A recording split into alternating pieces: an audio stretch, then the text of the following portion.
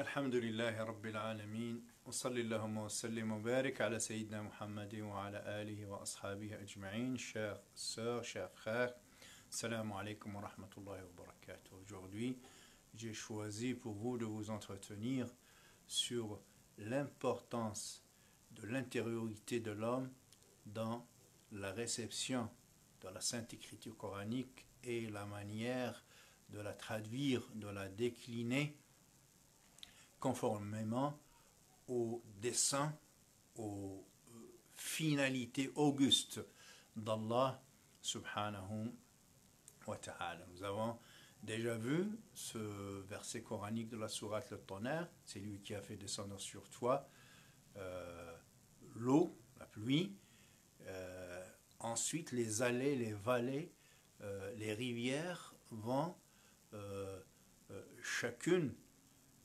contenir et faire couler de l'eau en fonction de sa dimension, en fonction de sa mesure et de sa grandeur. Ainsi, l'homme, lorsqu'il reçoit cette révélation, il ne contiendra, il ne pourra retenir qualitativement et quantitativement de cette révélation qu'en fonction de ses prédispositions. Lesquelles prédispositions on a vu qu'elles sont déplaçables, on peut les travailler, les confins ne sont pas rigides, les frontières ne sont pas bétonnées. Allah subhanahu wa ta'ala nous a permis de faire ce travail sur nous-mêmes pour élargir nos poitrines, nos gosiers et les optimiser pour recevoir un maximum des provisions et des affluences divines et essayer de les répercuter dans notre vie de tous les jours. Voilà, donc la manière de réagir à la réception de cette révélation dépend de la sainteté de notre intériorité, du degré d'intelligence de l'homme à l'entrée, moi je donne toujours cette image, à l'entrée, le message divin est pur, 5 sur 5, le signal divin est 5 sur 5. Ensuite, lorsqu'il se mélange à mon cerveau, à mon cœur, après avoir reçu le traitement que moi je lui fais, à la sortie, donc E/S, à la sortie, ce message contiendra beaucoup de moi-même en tant que personne et beaucoup de moi-même en tant que collectivité. Quand je dis collectivité, je dis culture, parce que l'homme habite une culture et lui-même il est habité par une culture, et donc lorsqu'il lit le texte, il ne peut pas mettre entre parenthèses sa culture. Il est une subjectivité, l'homme, il a ses phobies, ses traits de caractère, son tempérament, et tout ça influence plus ou moins ce messager. À la sortie, le message portera beaucoup de nous-mêmes en tant qu'individus et en tant que société. D'où la nécessité justement de faire un travail permanent de réajustement de nos interprétations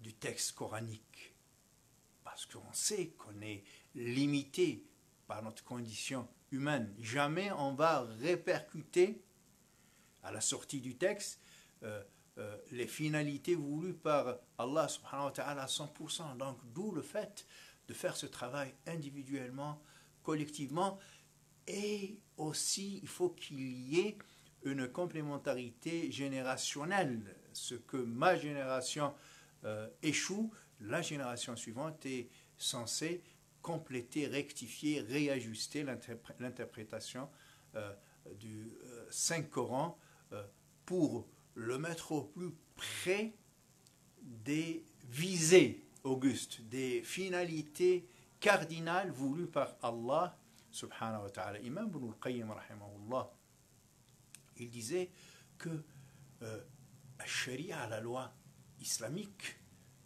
Sharia, c'est plus que la loi. Donc, en fait, c'est toute la révélation coranique. Elle est justice, entièrement justice, exclusivement intérêt. Donc, elle est faite d'une manière anthropocentrée pour servir l'homme. Allah, il ne tire rien de cette sharia. Rahmatun kulluha, elle est toute miséricorde. Hikmatun kulluha, elle est sagesse. Et il conclut. Donc, toute conclusion juridique, tout avis juridique qui déroge à ces principes de la rahma, de la miséricorde, de la sagesse, de la justice, de l'intérêt, le vrai intérêt qui satisfait les vrais besoins de l'homme. Donc, tout avis juridique qui déroge à ces fondamentaux ne fait pas partie de cette sharia, même si on s'évertue à l'introduire dans la sharia à coup d'interprétation. Voilà. C'est dire que Ibn al-Qayyim était loin de cette idée fondamentaliste qui consiste à vouloir appliquer le texte à la lettre. Non, la lettre, elle est porteuse d'un esprit, d'une finalité. Il ne faut pas que la lettre se transforme en une idole, en un arbre qui nous cache la forêt des finalités et des valeurs voulues par Allah subhanahu wa ta'ala. Voilà. Et donc le Coran, dans pas mal d'endroits du livre saint de l'islam, et d'une manière récurrente, il revient dans cette explication. On va essayer de voir un peu au plus près ce paragraphe coranique de la sourate Al-Hajj, le pèlerinage, et Ibn Qayyim l'a bien traité ce paragraphe coranique. Et nous n'avons envoyé avant toi des messagers et des prophètes sans que Shaitan projette dans le lieu de leur espoir le venin, la pollution. Parce que Shaitan, il ne peut pas envenimer, il ne peut pas manipuler le prophète. Il est impeccable. C'est Allah qui protège son cœur, qui le met dans une bulle protectrice.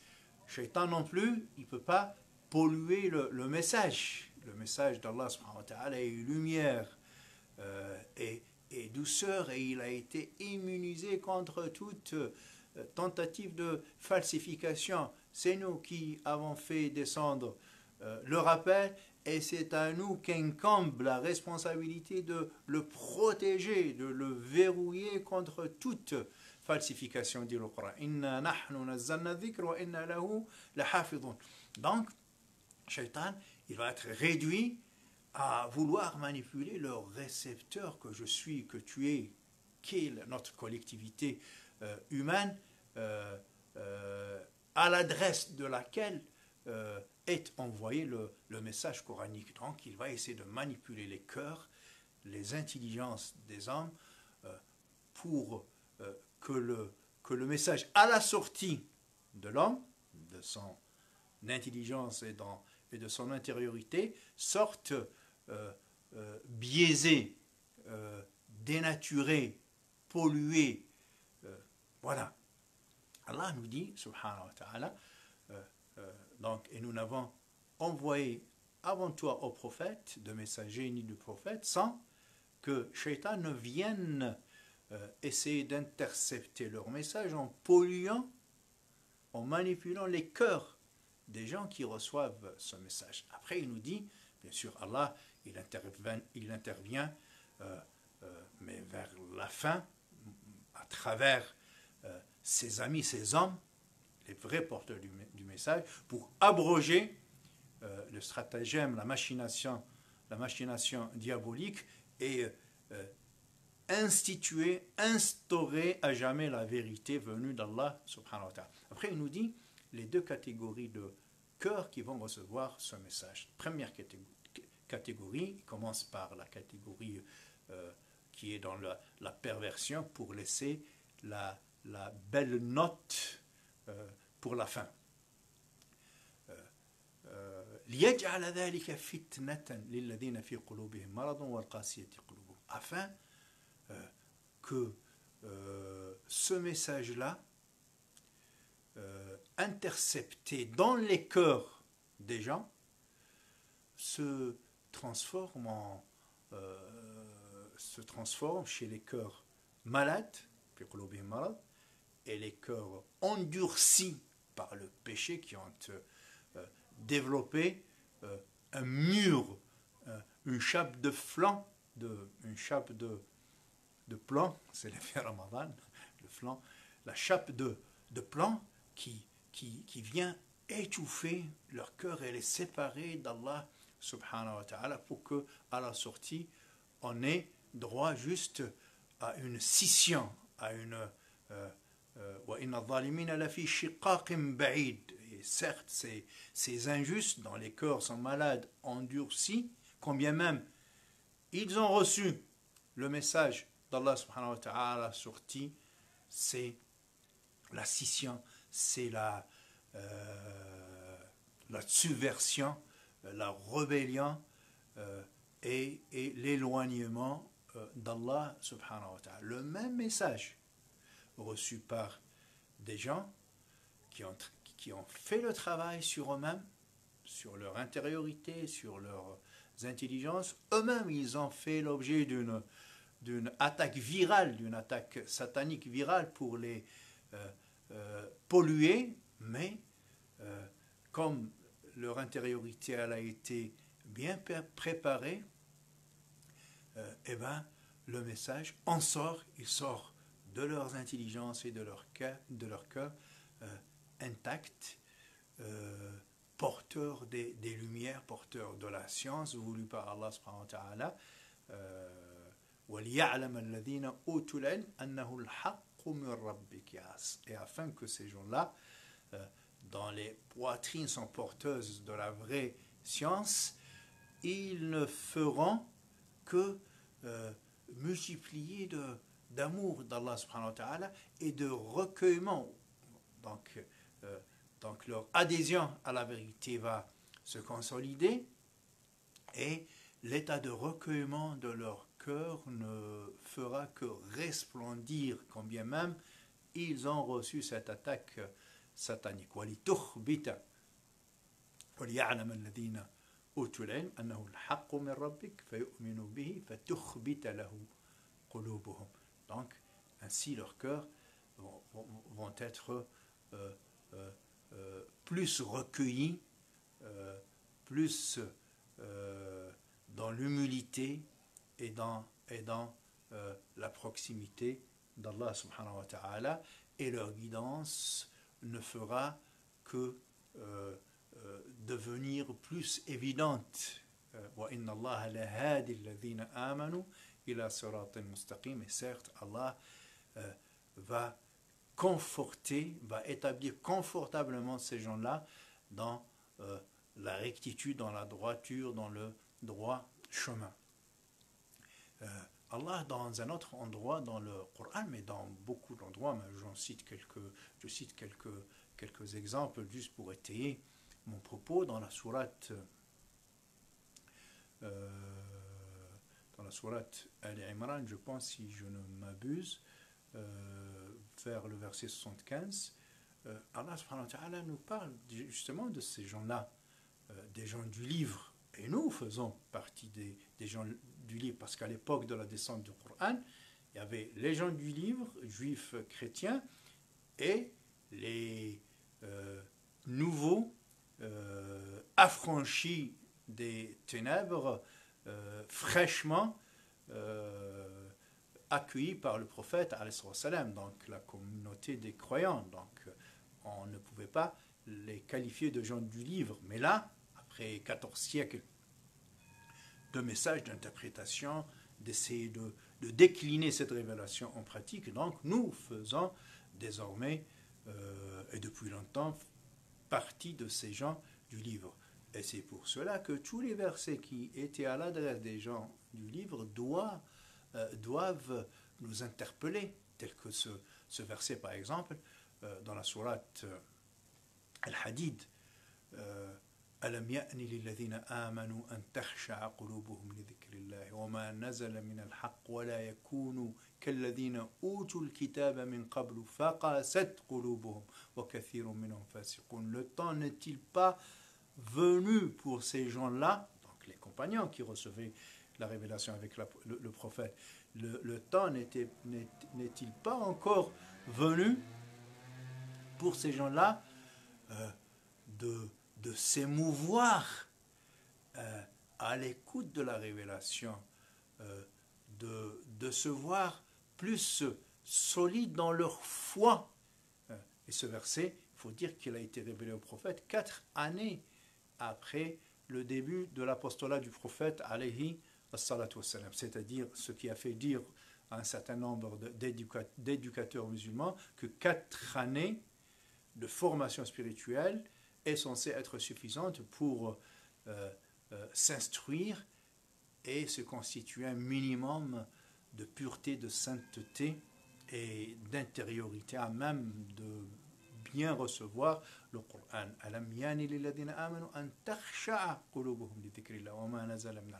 Et qui ne soit pas à l'image de cette partie du genre du livre qui se sentent laissés aller, qui n'ont pas entretenu leur cœur jusqu'à les laisser, les cœurs, s'endurcir et devenir des pervers, mais il nous laisse entrouverte la porte de l'espoir. Et